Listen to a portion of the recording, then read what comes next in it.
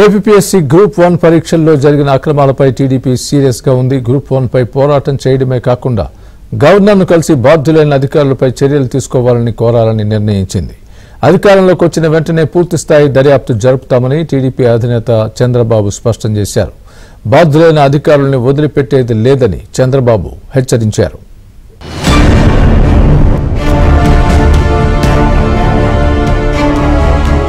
Andhra Pradesh public service commission అవినీతిమయంగా మారిందని, అధికార party నేతలకు అడుగులకు మడుగులొత్తుతోందని ప్రతిపక్షాలు విరుచుకుపడుతున్నాయి. 169 పోస్టుల భర్తీ కోసం తెలుగుదేశం ప్రభుత్వం హయాంలో విడుదల చేసిన గ్రూప్ 1 నోటిఫికేషన్, ఆ తర్వాత జరిగిన పరీక్షలు, డిజిటల్ మూల్యాంకనంపై అభ్యర్థులు కోర్టును ఆశ్రయించారు. మాన్యువల్ గా మూల్యాంకనం చేయాలని కోర్టు ఆదేశించగా ఒకసారి చేసిన ఏపీఎస్సీ మరలా రెండోసారి మూల్యాంకనం చేసి కోర్టుకు చెయ్యలేదని చెప్పిందనే ప్రధాన ఆరోపణ ఉంది. రెండోసారి మూల్యాంకనం చేయించిన అంశానికి సంబంధించిన అనేక డాక్యుమెంట్లను టీడీపీ అధినేత చంద్రబాబు శుక్రవారం విడుదల చేశారు.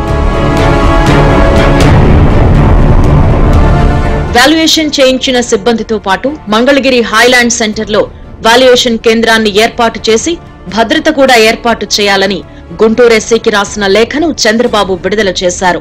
ఓఎంఆర్ షీట్లను ముద్రించి మరీ అవకతవకలకు పాల్పడ్డారు అని చంద్రబాబు ఆగ్రహం వ్యక్తం చేశారు.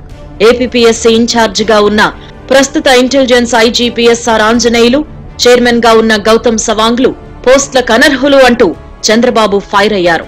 టీడీపీ అధికారంలోకి రాగానే చట్టపరంగా చర్యలు తీసుకుంటామని, ఎవ్వరిని వదిలే ప్రసక్తే లేదని హెచ్చరించారు.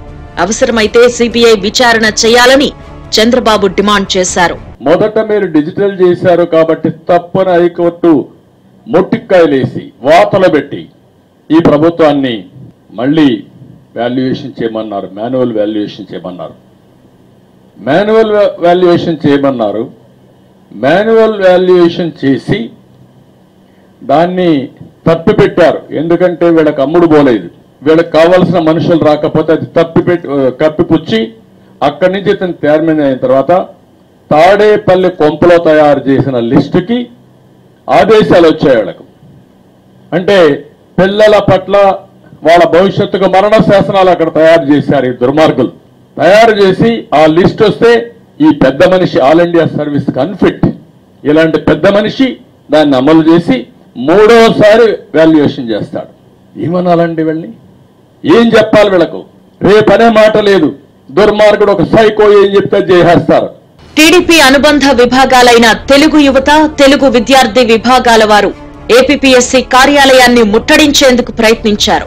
సీఎం నివాసాన్ని ముట్టడించాలని ప్రయత్నించారు. కానీ వారిని పోలీసులు అడ్డుకున్నారు.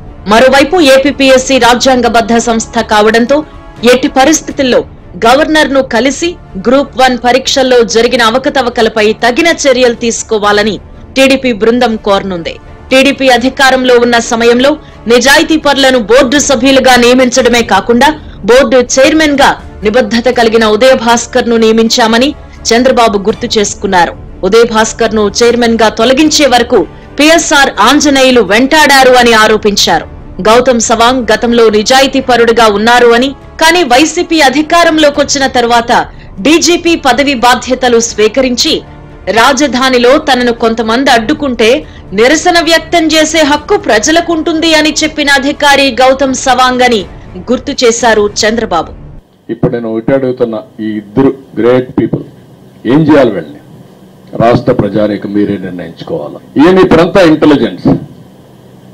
ఎవరిని అరెస్ట్ చేయాలి, ఎవరి మీద కక్ష తీర్చుకోవాలి, ఎక్కడ తప్పుడు పనులు చేయాలి, ఇదే పని ఇతనికి. ఈ ది కల్ప్రిట్ ఇన్ దిస్ కాదని చెప్పగలుగుతామని అడుగుతాను నేను. అక్కడి నుంచి ఇంటెలిజెన్స్కి వచ్చావు కదా, నీకు తెలుసు కదా, తెలిసి నువ్వే లిస్ట్ తయారు చేసి పంపించావు. మళ్ళా ఎవరికి ఉద్యోగాలు ఇవ్వాలని తాడేపల్లి కొంపలో కూర్చొని ఇష్టానుసారంగా చేసి, వీళ్ళ ఇష్ట ప్రకారం చేసి మొత్తం దాచిపెట్టి తప్పుడు అఫిడవిట్లు వేసి ఇష్టానుసారంగా బిహేవ్ చేసే పరిస్థితికి వచ్చారు వీళ్ళు. They are unfit to be IPS ను కూడా వీళ్ళకి తీసేయాలి. త్వరలోనే తెలుగుదేశం, జనసేన, బీజేపీ ప్రభుత్వం అధికారంలోకి రాబోతోందని చట్టవిరుద్ధంగా వ్యవహరించిన ఏపీపీఎస్సీలోని అధికారులతో పాటు ముఖ్యమంత్రి కార్యాలయంలోని ధనుంజయ రెడ్డిని కూడా వదిలిపెట్టబోమని ఆయన హెచ్చరించారు. కష్టపడి చదివి ఉద్యోగం చేసి రాష్ట్రానికి సేవ చేయాలని భావించిన విద్యార్థులను పక్కకు తప్పించి తాడేపల్లి ప్యాలెస్ లో తయారైన జాబితా ప్రకారం ఉద్యోగాలిచ్చేందుకు రెండో మూల్యాంకనం చేసిన విషయం అందరికీ తెలుసని చంద్రబాబు స్పష్టం చేశారు. ఉద్యోగాల్లో ఉన్న వారిని ఎన్నికల విధుల్లో నుంచి తప్పించి తీరాల్సిందేనని ఎన్నికల కమిషన్ కు ఆయన విజ్ఞప్తి చేశారు. వారి వద్ద డబ్బులు తీసుకుని పోస్టులిచ్చారు అని, అందువల్లే హైకోర్టు తీర్పిచ్చిన వెంటనే అపీల్ కు వెళ్లామని ప్రభుత్వం ప్రకటన ఇచ్చి వారిని సంతృప్తి పరిచే ప్రయత్నం చేసిందని కూడా చంద్రబాబు వివరించారు. సజ్జల, గౌతమ్, సీతారామయ్య, ఆయన పేషీలు ఇంకొక ధనంజయ రెడ్డి, ఆయన ఒక పెద్ద హీరో. అక్కడ మొత్తం రాజకీయం, సెటిల్మెంట్లు, అదే మాదిరిగా మళ్ళీ రాజీలు. ఆయన ఏంటి రాజకీయం అంటే, మీరు రాజకీయం చేస్తున్నారు, మీరు సెటిల్మెంట్లు చేస్తున్నారు, మీరు రౌడీజాలు చేస్తున్నారు అంటే రేపు అనేది లేకుండా ఇష్టానుసారంగా చేసే పరిస్థితి. ఎలాంటి వాళ్ళు ఉండడమే ఈ రాష్ట్రానికి పట్టిన దుర్గతి. మొత్తానికి ఏపీపీఎస్సీ వ్యవహారం ఇప్పుడు రాష్ట్రంలో హాట్ టాపిక్ గా మారింది. లక్షలాది మంది అభ్యర్థుల జీవితాలతో ఆడుకున్న ప్రభుత్వంపై తెలుగుదేశం పార్టీ సమర భేరీ మోగించింది. ఈ వ్యవహారంపై సిబిఐ విచారణ చేస్తే అధికారులు, ఈ వ్యవహారంలో ఇన్వాల్వ్ అయిన వారి పరిస్థితి ఏంటో అని అప్పుడే చర్చ మొదలైంది.